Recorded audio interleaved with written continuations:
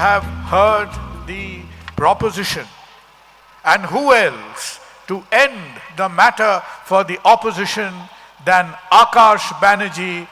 Akash, podium for you. Mr. Chair, you talked about Arnab Goswami coming in next time, and that being the matter of debate the next time. I honestly think that you don't need that. I think Rajdeep filled up that portion very well. You could feel that Arnab energy. No, justice system is broken.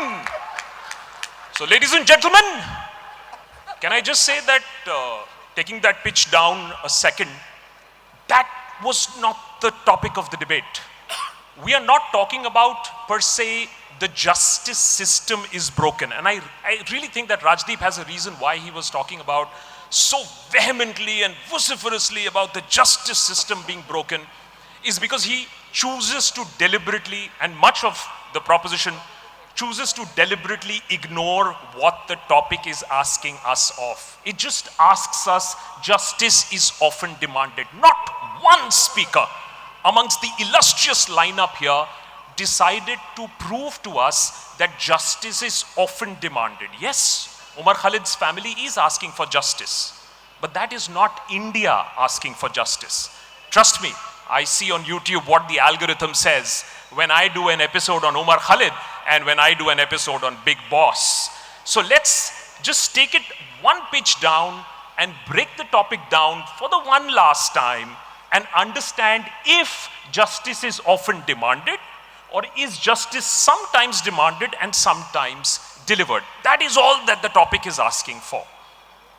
Rajdeep talks about the justice system being broken, as if this justice system is living in some sort of vacuum that is supposed to deliver justice irregardless of what society that we are living in. Ladies and gentlemen, we are the product of our society. The judicial system, the politics, the media is the product of the society that we live in, and that is delivering the kind of pressure and the force that is implied on us. Why would Arnab get a bail and a Siddiqui Kappan is years in jail, and when Arnab comes out, he comes out as a hero, and Siddiqui Kappan slinks into obscurity? Why? You didn't want to celebrate him? He didn't come on top of a car doing namaste to everybody and welcomed as a hero? Guess what? It's we who are not demanding the justice or celebrating the rare cases where justice is even delivered. So can we just take it a notch down on the judicial system? Of course there is a problem with the judicial system, and we'll come to it.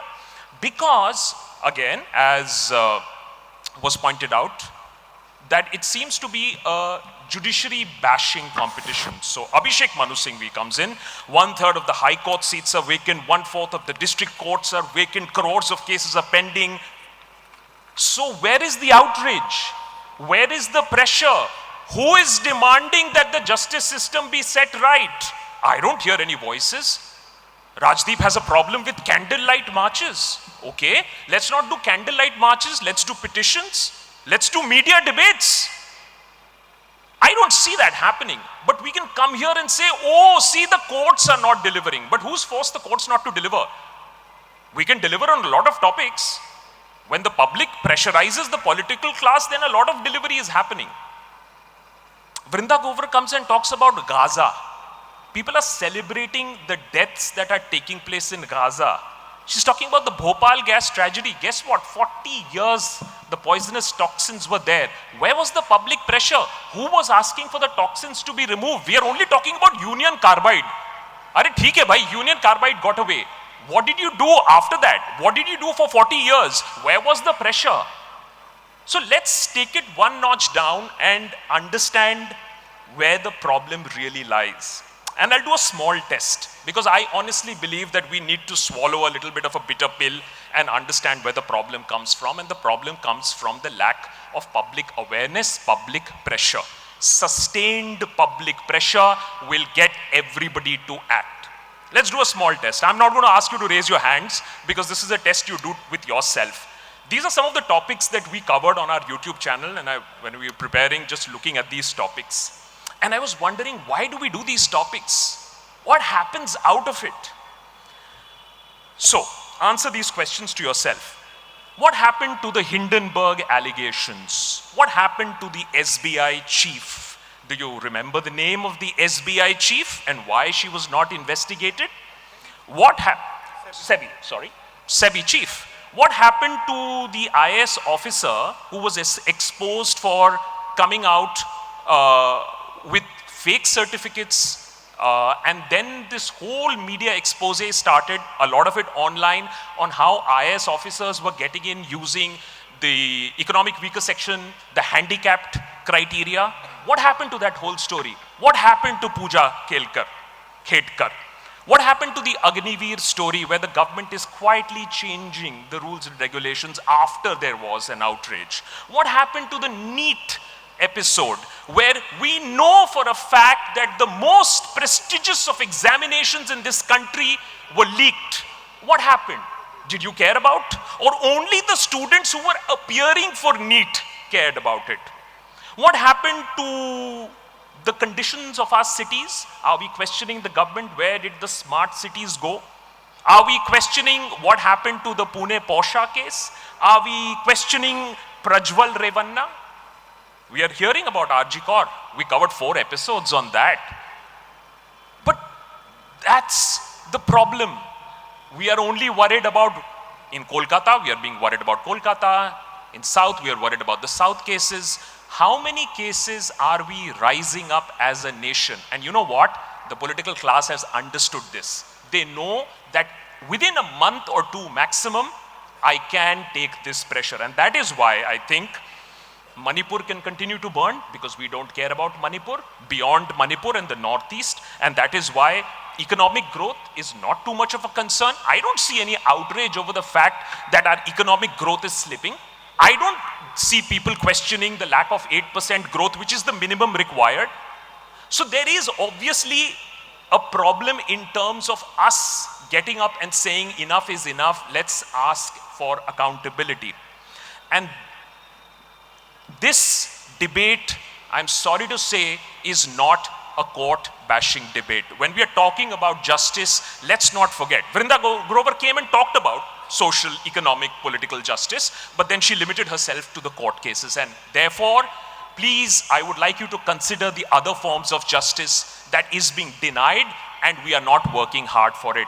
I would like to talk about the fact that there is caste injustice that is happening, and we are all part and partaking in this injustice that continues to rise at this point of time. We are talking about gender injustice, where we are even less than Bangladesh in terms of having gender contributions and in the labor force participation.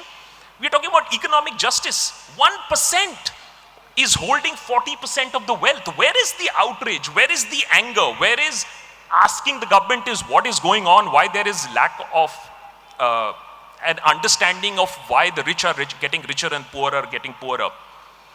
The Places of Worship Act is something that is very, very worrying in terms of religious equality. The government could just go ahead and repeal Places of Worship Act at this point of time. There is no opposition that is going to be there.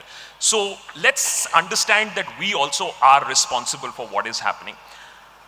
On the RG Kaur case, I'd like to bite the bullet and put this question in front of you. How many people think that in India, I'm not talking about Kolkata, that you had more outrage over what is happening in Bangladesh than what is happening with RG Kaur? Because I saw, at least on the social media, on a national scale, media scale, a much bigger outrage. How many people think that Sushant Singh Rajput, that case occupied a lot more mind space than what has happened in RG Kaur? How many people think that Babar and Aurangzeb today get a lot more mind space than RG Kaur?